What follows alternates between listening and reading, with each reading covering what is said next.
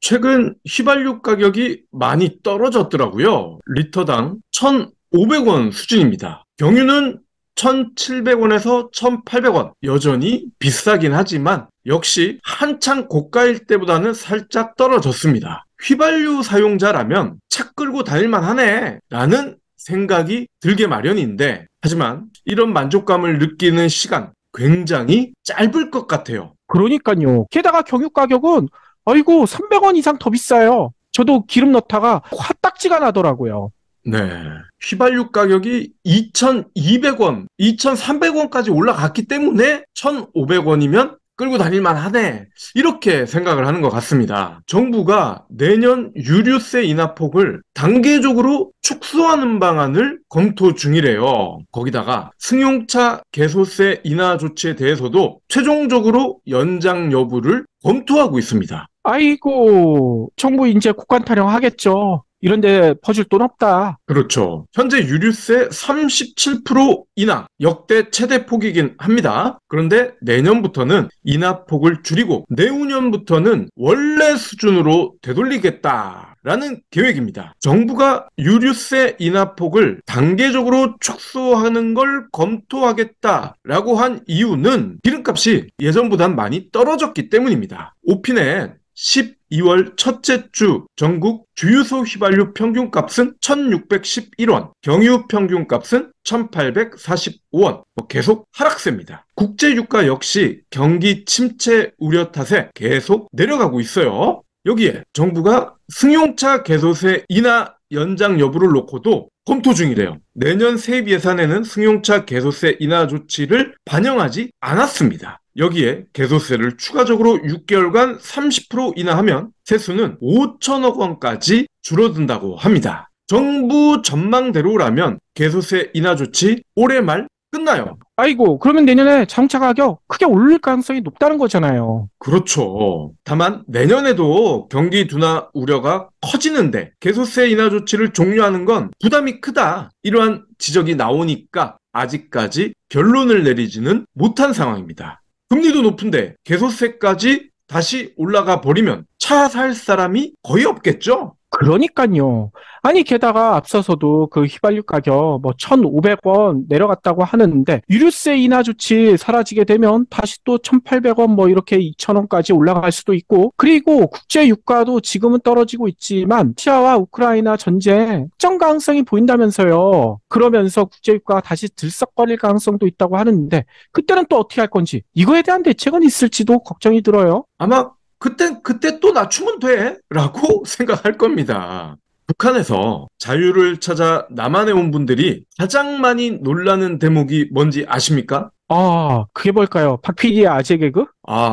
안타깝게도 듣는 분들이 많이 안 계셔서 잘 모르시더라고요. 화려한 빌딩, 도로에 늘어선 수많은 자동차, 남한 사람들의 세련된 외모와 복장, 이런 거일 줄 알았는데 아니더라고요. 수전에서 바로 뜨거운 물이 나오고 터치 한 번에 난방이 돼서 금방 따뜻해지는 겁니다. 이걸 보고 가장 많이 놀란다고 하네요. 어허. 그만큼 온수와 난방, 여름엔 냉방이겠죠. 인간을 인간답게 하는 기본적이고 기초적인 복지이자 국가의 의무라는 뜻일 겁니다. 최근 인상된 요율을 반영한 가스요금 고지서, 많은 분들이 허걱 하셨을 겁니다. 1년 전과 비교했을 때도 굉장히 많이 늘었어요. 그런데 도시가스가 공급되지 않는 지역분들, 취약계층, 이분들은 더 춥고 힘들 수밖에 없다고 하는데, 서민연료로 알려졌던 LPG, 등유 가격이 너무 비쌉니다. 그러니까요. 등유 가격이 진짜 깜놀할 수준이더라고요. 예,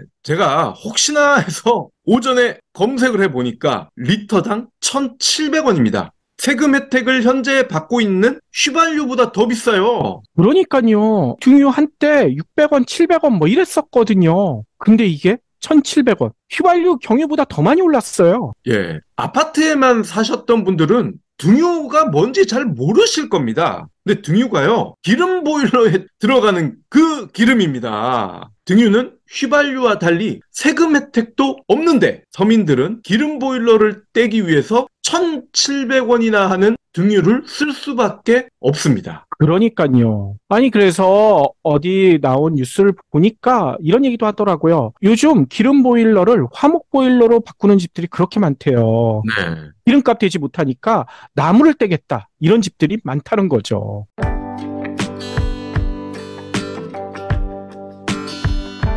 오리털 잠바, 거위털 잠바 보통 세탁소에 맡기실 거예요. 그런데 한 벌당 15,000원에서 20,000원가량을 받습니다. 무엇보다 드라이 클리닝 방식으로 세탁을 하는데 드라이 클리닝을 하게 되면 오리와 거위털에 있던 유분이 사라집니다. 유분이 사라진다는 얘기는 보온 능력이 떨어진다는 뜻이기도 합니다. 원래 성능 그대로 유지할 수 있는 세탁이 필요합니다. 바로 니곽스 다운워시를 사용하는 거죠. 다운워시는 누구나 쉽게 패딩을 세탁할 수 있도록 도와줍니다. 세탁기에 넣고 다운워시 첨가하고 버튼만 누르면 끝나거든요. 한 벌당 비용이 2,000원 꼴이기 때문에 세탁소에 맡겼을 경우와 비교해 보면 10분의 1에 불과합니다. 경불진몰에서는 다운워시와 다운프루트를 세트로 판매하고 있고요. 세트 판매를 기념해 특가로 여러분을 모시고 있습니다. 베이스워시 현재 품절 상태인데 베이스워시 트래블 젤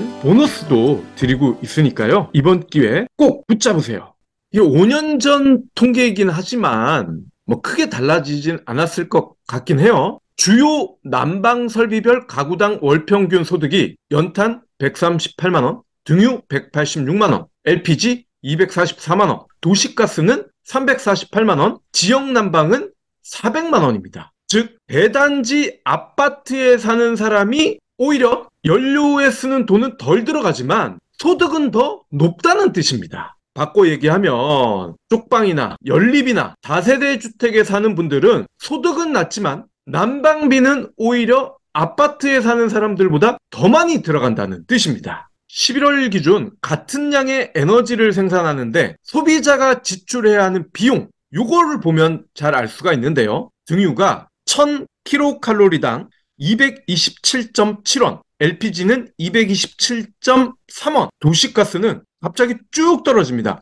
91.5원, 연탄은 62.9원, 석유류 보일러가 주로 사용되는 단독주택, 아파트보다 단열이 안 되니까 같은 온도를 유지하기 위해서 더 많은 기름을 떼야 되고 더 많은 돈이 들어갈 수밖에 없습니다. 그렇죠. 그래서 정부에서는 이런 저소득층 가구를 위해서 여러 가지 대책을 내놓고 있긴 한데 그것마저도 시원치 않다면서요. 예, 에너지 바우처가 있긴 있어요. 근데 가구의 난방시설 유형과 무관하게 같은 금액을 지원합니다. 1인 기준으로 11만 8,500원, 4인 기준으로 27만 8,600원. 등유나 LPG를 사용하는 가구는 도시가스를 사용하는 가구에 비해 실질 지원금이 절반으로 떨어지는 거예요. 더 많은 지원금을 지급하는 등유 바우처 31만원짜리도 물론 운용 중입니다. 하지만 기초생활수급 가구라고 해서 다 주는 게 아니라 한부모, 소년, 소녀 가장만이 신청할 수 있습니다. 연탄을 포기 못하는 사람들이 있는 이유, 여기에 있습니다. 연탄은 도시가스보다 열량 단가가 저렴하고 지원금도 47만원으로 더 많아요. 거기다가 상징성이 있죠. 연말에 기부하는 분들, 연탄재 얼굴에 묻혀가면서 나르는 봉사하시는 분들 많이 있잖아요. 그런 그렇죠. 상징성도 있기 때문에 기부 물량이 꽤 많다고 하네요. 그런데 얼마 전에 안타까운 소식은 올해는 이런 연탄 기부, 연탄 은행 같은 곳에서 많이 하는데 그것도 좀 줄어들고 있다. 뭐 이런 얘기도 있더라고요. 네. 정부가 유류세 인하를 단계적으로 축소하는 걸 검토 중이라고 말씀을 드렸는데 검토만 하고 끝나진 않을 것 같죠? 실행할 가능성이 더 커 보입니다. 그러니까요. 정부에서 인하 전에 언론을 통해서 이거 흘리는 거 나쁘게 얘기하면 간보는 거 아닙니까? 반발이 얼마나 셀까? 그렇죠. 그 반발이 얼마나 센지를 알려주기 위해서 오늘 방송을 하는 겁니다. 살펴본 것처럼 기름값이 조금 떨어졌다고 유류세를 다시 복귀시키면 서민들은 가처분 소득이 또 줄어듭니다. 가뜩이나 먹고 마시고 입는 것에 쓰는 돈이 대폭 늘어난 상황에서 기름마저 도와주지 않게 되는 거죠. 특히 외롭고 추운 것도 서러운 겨울에 난방 연료 가격 계속 오르고 있어서 이분들의 상실감은 더 커지고 있습니다. 독거노인들이 영하의 날씨에도 보일러나 난로를 쓰지 않고 전기장판 하나만 켜놓은 채 입에서 하얀 김이 나오는데도 그렇게 생활하시는 이유가 있습니다. 관리하기 힘든 연탄, 지금도 쓰는 이유가 다 있습니다. 그러니까요. 그런데 전기장판도 앞으로 키지 못할 가능성도 매우 높아지고 있대요. 한전법 여러 가지 논란이 있는데 뭐 이것 때문에 내년에 전기료 올해보다 3배 이상 올릴 수도 있다. 뭐 정부에서 아예 대놓고 이렇게 얘기하더라고요. 그러게 말입니다. 이런 취약계층에 한해서는 전기 요금을 핸드폰 요금제처럼 무제한으로 쓸 수 있게끔 해주는 그런 정책도 충분히 펼 수 있을 것 같은데 상상조차 안 하고 있는 것 같아요. 경제를 살리겠다고 강조했던 이번 정부. 하지만 살린 게 뭔지 잘 모르겠어요. 오히려 같은 돈을 벌어도 더 가난해지는 그런 상황입니다. 그렇다고 일본처럼 대놓고 원저 같은 정책을 편 것도 아닌데 말이죠. 물론 다른 나라의 사정도 크게 다르진 않아요. 하지만 문제에 직면한 것과 문제를 해결하는 것, 큰 차이가 있다는 겁니다. 특히나 에너지 정책은 더더욱 말이죠. 급등한 유가 때문에 유류세를 한시적으로 인하해서 서민 부담을 줄이는 것이 적절한 정책이죠. 그런데 기름값이 조금 떨어졌다고 바로 원상복귀를 시도하는 건 서민과 중산층의 어려움을 알면서도 개무시하는 일입니다. 휘발유 1,500원대라는 가격은 경제 위기가 지속되는 동안은 유지돼야 한다는 겁니다. 더 떨어져야죠. 더 떨어지면 베스트죠. 난방비도 마찬가지예요. 아파트는 물론이고 아파트가 아닌 주택 유형에 사는 분들에게 최고의 복지는 저렴한 등유, 저렴한 LPG입니다. 같은 출발선에서 뛰어도 이기기가 쉽지 않은 분들에게 더 뒤에서 뛰라고 강요하는 건 국가의 폭력이자 테러입니다. 업자들이 그렇게 좋아하는 재개발할 때 왜 이분들에게는 쪽방만한 크기의 아파트라도 지원하지 않는 걸까요? 업자들이 돈 안 된다고 하면 정부가 책임지고 도와야 할 거 아닙니까? 공무원 윗대가리 놈들, 국회의원들 부모들은 따뜻한 아파트나 별장에서만 살아서 이러한 현실을 모르는 걸까요? 알면서도 모르는 척 하는 걸까요? 경불진 완주해 주셔서 감사합니다. 하트 투척, 댓글 남기기, 링크 공유, 계좌 후원 등 경불진 두 PD에게 힘을 보태주세요. 더 좋은 내용으로 보답하겠습니다.